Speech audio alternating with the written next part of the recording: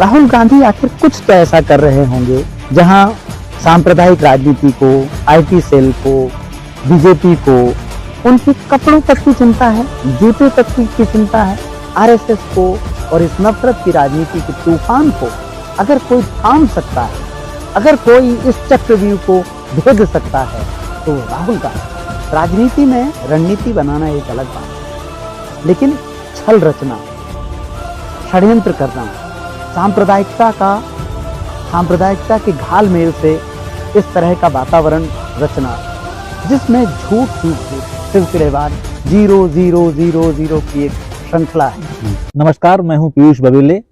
आज हमारे साथ हैं मशहूर लेखक, पत्रकार, संपादक दयाशंकर मिश्र जी। और जो हम बात करने वाले हैं वो बात करेंगे, ये जो मेरे हाथ में किताब है इसमें आपको राहुल गांधी की 2 तस्वीरें दिखाई दे रही होंगी कवर पे, राहुल गांधी। और इस समय इसका पूरा शीर्षक है 21वीं सदी में भारत के पहले पुनर्जागरण की गाथा। और दयाशंकर जी ने ये किताब लिखी है। किताब काफ़ी मशहूर हो गई है और इसके साथ साथ बड़ी सनसनीखेज तरीके से इस किताब पर चर्चाएं होती हैं।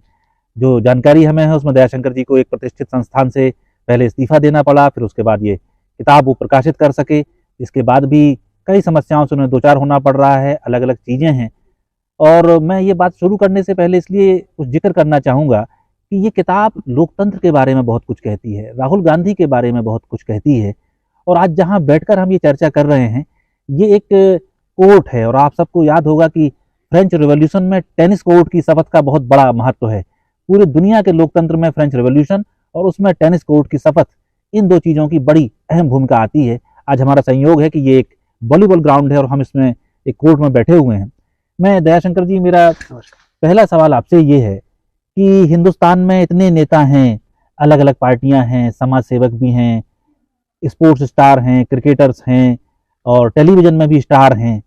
वैसे में आपने राहुल गांधी को किताब के लिए चुना, एक ऐसा व्यक्ति जिसके बारे में सबसे ज़्यादा झूठ फैलाया जाता है, जिस पर सबसे ज़्यादा हमले होते हैं, जिसे पप्पू कहने के लिए हजारों करोड़ रुपए खर्च किए गए हैं।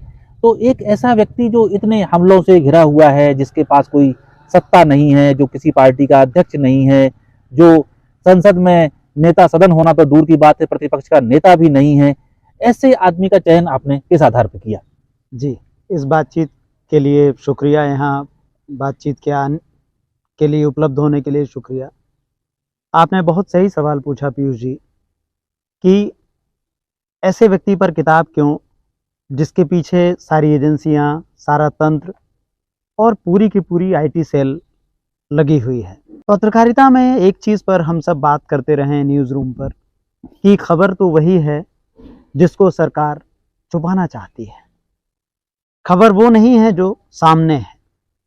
तो आखिर क्या ऐसा राहुल गांधी में है, क्या आखिर राहुल गांधी ऐसा काम कर रहे थे जिससे सरकार डरती है? कौन से ऐसे सवाल हैं जो राहुल गांधी उठाते हैं और सरकार बेचैन हो जाती है? इसलिए राहुल गांधी इस किताब के कवर पर हैं और राहुल गांधी इस किताब के नायक हैं। पिछले 10 सालों में राहुल गांधी ने हर एक उस प्रश्न को उठाया है, मजबूती से उठाया है, जिसकी सब जगह अनदेखी हो रही है। यही कारण है कि जब वो मणिपुर पर बोलते हैं, संसद में बोलते हैं, उद्योगपतियों पर बात करते हैं, और आप देखें कितनी तेजी से समय का पहिया घुमाया जाता है और जल्दी में, चुटकियों में उनकी सदस्यता रद्द कर दी जाती है, इसलिए ताकि उनको लोकसभा से दूर किया जा सके। इसलिए किताब राहुल गांधी पर है। इस किताब को मैं देख रहा था तो दयाशंकर जी, ये कुछ अलग किस्म की किताब मुझे लग रही है। इसमें पहले लोकतंत्र पे चर्चा है, 10 साल से हिंदुस्तान में क्या हो रहा है उसकी चर्चा है, फिर महात्मा गांधी की चर्चा है, उसके बाद न्यायालय के फैसलों की चर्चा है।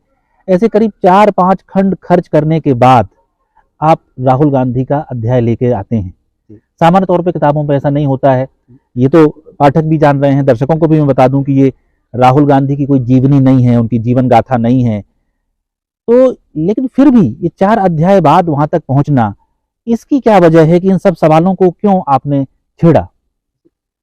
आपने बहुत ठीक कहा कि यह किताब राहुल गांधी की जीवन गाथा नहीं है। इस किताब में आपको इस तरीके की जानकारियां नहीं मिलेंगी कि राहुल गांधी का जन्म कहाँ हुआ, उनके आगे की जिंदगी कैसे रही। यह किताब राहुल गांधी की राजनीतिक यात्रा, उनके लोकतांत्रिक विमर्श का दस्तावेज है। बल्कि मैं कहूँगा राहुल गांधी की लोकतंत्र बचाने के लिए की जा रही कोशिशों का दस्तावेज है। इसलिए पहले उन कोशिशों को लाया गया कि राहुल गांधी ऐसा क्या काम कर रहे हैं। आखिर राहुल कुछ तो ऐसा काम कर रहे होंगे जिससे सरकार केवल एक आदमी से डरती है। पिछले 10 सालों में सरकार पूरी शक्ति से राहुल गांधी पर ही प्रहार कर रही है। और ये वही राहुल गांधी हैं जो कोरोना शुरू होने से पहले बताते हैं कि कोरोना आने वाला है। विपक्ष का नेता और क्या करेगा? वही राहुल गांधी हैं जो मणिपुर पर हिंसा भड़कने के 1 साल पहले बता देते हैं कि मणिपुर में क्या होने जा रहा है। तो क्या आप ये कहना चाह रहे हैं कि राहुल गांधी एक भविष्य दृष्टा हैं, दूरदृष्टि रखने वाले नेता हैं, ये आप कहना चाह रहे हैं?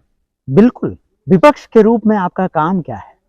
विपक्ष के रूप में आपका काम है आप सजग करें, समाज को सजग करें और लोकतंत्र को सजग करें। मणिपुर भारत का हिस्सा है, अभिन्न भाग है, और उस पर प्रधानमंत्री की चुप्पी बताती है कि पर्दे के पीछे कुछ और कहानियां हैं, कुछ ऐसे रहस्य हैं जिनको सरकार सामने नहीं आने देना चाहती। लेकिन राहुल गांधी क्या कर रहे हैं? और राहुल गांधी के बारे में दुष्प्रचार फैलाया गया कि उन तक कोई खबर नहीं है, वो बेखबर हैं। ऐसा आदमी जो बेखबर है और वो 1 साल पहले बता देता है सदन को